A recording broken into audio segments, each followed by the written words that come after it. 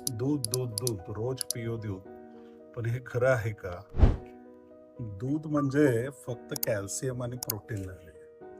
तर दुधामध्ये शरीरात जसं ओज असतं तसं दुधामध्ये पण आपल्या शरीराला तयार करणारं एक ओज असतं. नैसर्गिक रीतीने सांभाळलेल्या गाईच्या दुधाचा प्रवास हा तुपापर्यंत ज्यावेळी होतो त्यावेळी अनेक प्रकारचे बदल त्या दुधापासून तुपापर्यंतच्या प्रवासात होतात.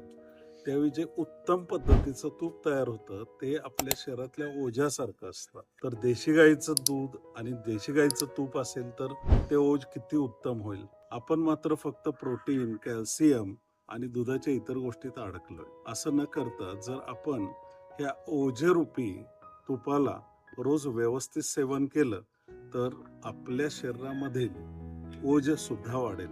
ओझ म्हणजे काय बरं?